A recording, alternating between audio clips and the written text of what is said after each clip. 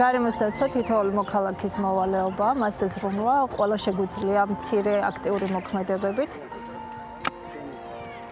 ჩემი აზრით, ჯანსაღი გარემოს შექმნა არის ის მემკვიდრეობა, ერთ-ერთი საუკეთესო მემკვიდრეობა, რომელიც შეგვიძლია გადავცეთ მომავალ თაობას. სწორედ ამ მიზნით ჩვენ ყოველწლიურად ვრგავთ ნერგებს.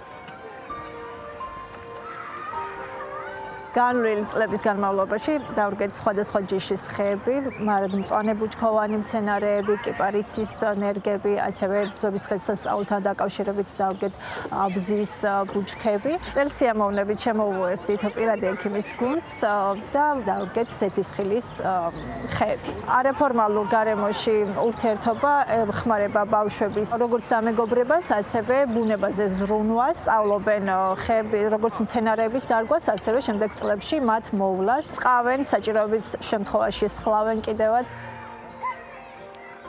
ხეების დარგვა მნიშვნელოვანია, რადგან ისინი აგრილებენ გარემოს და ასევე აუმჯობესებენ ადამიანის ცხოვრების ხარისხს.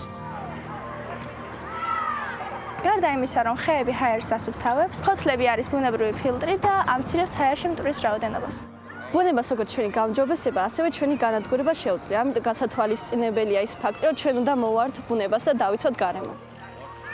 დღევანდელ ცხოვრებაში, სადაც ჰაერის დაბინძურება ერთ-ერთი ყველაზე დიდი პრობლემაა, მწვანე სივრცეები არ არის მხოლოდ ესთეტიკური მნიშვნელობის, არამედ უზრუნველყოფს ცხოვრების ხარისხის გაუმჯობესებასაც. ამასთან ერთად, მწვანე სივრცეები ადამიანის ფსიქოლოგიურ ჯანმრთელობასაც დადებითად მოქმედებს. ვაპირებთ ჩვენ რომ გავაგრძელოთ ტრადიცია ხეების დარგვის.